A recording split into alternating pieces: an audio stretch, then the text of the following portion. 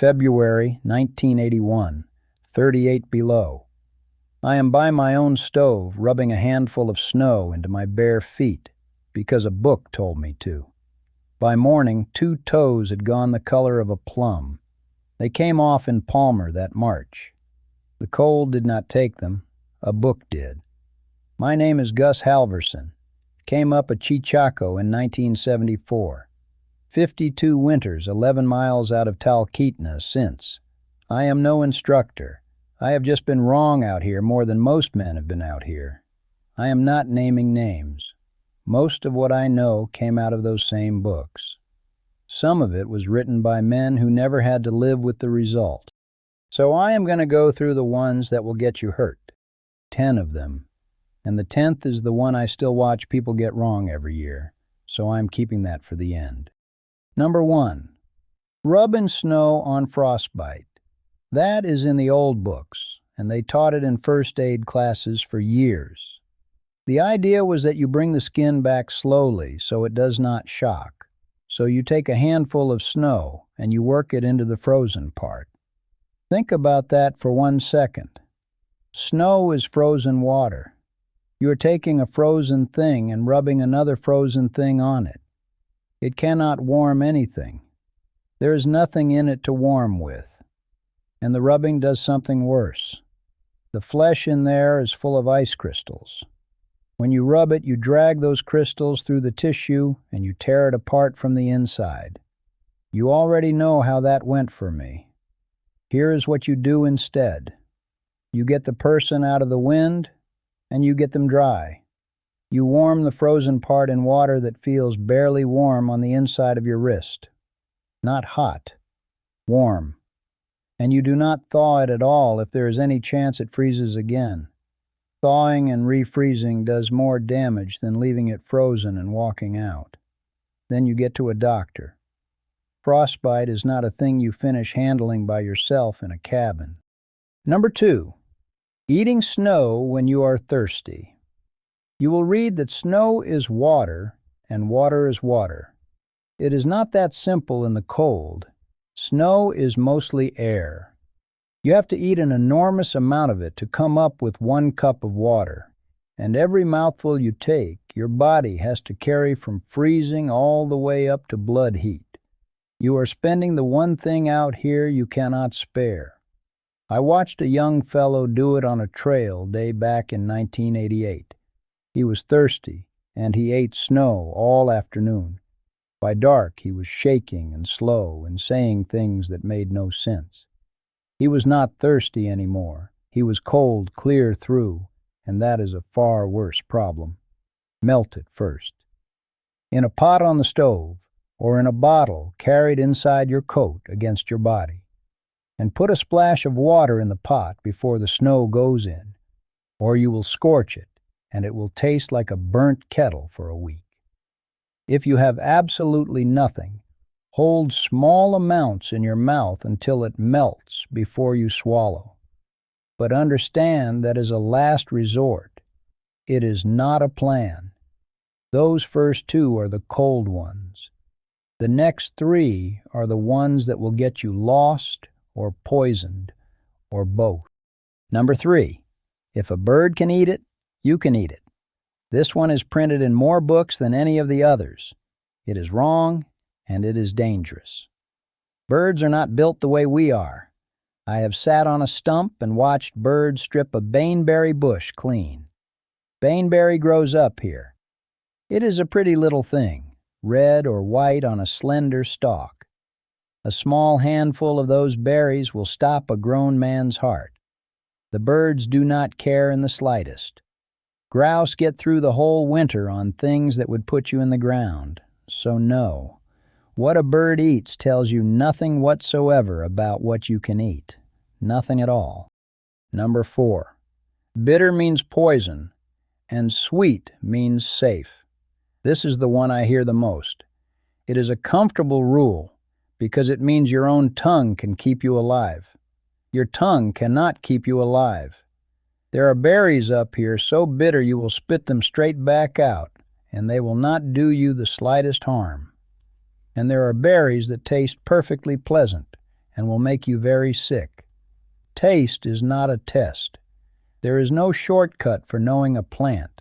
No rule, no trick, no little rhyme somebody taught you at camp. You either know the plant cold, or you leave it where it stands. Number 5. Moss only grows on the north side of the tree. Walk out into black spruce with me sometime. Every trunk out there is furred with moss the whole way around. Moss grows where it is damp and shaded, in thick timber that is every side of every tree. Out in the open, it might favor one side and it might not. It depends on the slope and the wind and whatever happens to be standing next to it. I have seen the heaviest moss on the south side plenty of times. If you are lost and you are steering by moss, you are not navigating. You are guessing, and you are guessing with your life. Carry a compass, a real one with a needle in it, and learn it at the kitchen table, not the day you need it. And tell somebody where you are going and when you will be back. That one sentence has brought more people home in this country than every survival book ever printed. Number 6. Making your bow drill string out of whatever you find. The books say use a shoelace, or twist yourself a cord out of plant fiber. I tried both, more times than I care to admit. A leather lace breaks on you, usually just as the dust starts to smoke. The synthetic ones stretch and never stop stretching. Plant fiber does work. I want to be fair about that. I have made a cord that took an ember, but it had to be near enough the thickness of a pencil before it would hold, and getting there took me the better part of 2 days. In real trouble, you do not have 2 days. And in this country, for 8 months of the year, there is not a green fiber standing above the snow to twist. So bring cord. Bring good paracord and keep a length of it in your pack. It will stretch the first few passes, tighten it, and carry on. It will not part on you at the moment you need it. The last 4 are all fire, and the one everybody has seen on television is the one that has never once worked for me. Number 7. Making fire from ice. There is a film where a man carves a lens out of ice and lights a fire with it, and half the country believes it now. It can be done. I want to be honest about that. But look at what has to be true on the same afternoon. You need ice as clear as window glass. Most ice is nothing like that. Most river ice up here is milky and gray and shot through with overflow. And at the same time, you need sun strong enough to light dry tinder. In the months when the ice runs hard and clear up here, the sun sits low and thin and has nothing in it. The two things do not turn up on the same day. I have carved the lens. I sat out there polishing it with my bare palms until my hands ached. I never got so much as a wisp of smoke off it. Not once in 52 years. Number 8. The fire roll. You lay a little ash inside a strip of cotton cloth, roll it under a board, and the friction gives you a coal. And it works. I have had one hot enough to smell. Here is the part nobody says out loud. You need ash. Ash comes from a fire. So the method that is meant to save you when you cannot make fire requires you to have already made a fire. That is a circle. And a circle will not keep you warm. Number 9. Fire from a lens of water. A clear bag with water in it, held just so, and the sun does the rest. I have done it. It works. In July, at midday, on a clear day, with good dry tinder already prepared. In October, it will not work at all. Under cloud, it will not work. And up here we go month after month with the sun never climbing high enough to do a thing. A method that works 2 months of the year is not a survival method. It is a parlor trick. Do it at a barbecue, not at 40 below. Carry a lighter. Then carry a ferro rod as well. A lighter goes in the creek with you and quits. Drop a ferro rod in the same creek wipe it on your sleeve, and it throws sparks the same as it did dry. 2 of them in 2 different pockets on 2 different pieces of clothing. Number 10, and this is the one I held back. Trusting a book or a video to tell you what a plant is. I have a plant book on the shelf behind me with a photograph in it that is the wrong plant. Printed, bound, sold in shops.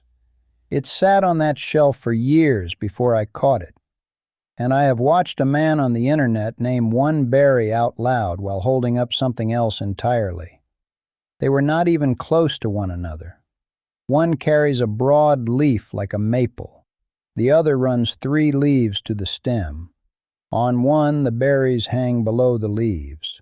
On the other, they sit above them. Turn the leaves over, and one is smooth and the other is fuzzy, near enough to velvet. A man who had picked either one for a single season would never confuse them. And it still got printed, and it still got posted, and people still ate on the strength of it. So do not take my word either. Everything I have told you this afternoon, go and check it. You have got the whole world sitting in your telephone. We did not have that. Look it up. Then look it up somewhere else and see if the 2 agree. 2 sources, not 1. That is the whole of it. That is 10. 9 of them I learned by being wrong, out here, with nobody standing nearby to ask. The 10th I learned in a hospital in Palmer, waiting on breakup, in March of 1981. I am not telling you any of this to scare you off the country. Go out in it. It is the best thing there is. Just do not carry another man's certainty out there with you. Carry your own doubt instead. It weighs nothing, and it will bring you home. Now you tell me one. Down in the comments. What is a piece of advice you were given about the woods that turned out to be flat wrong? I read them. All of them. I will see you next time.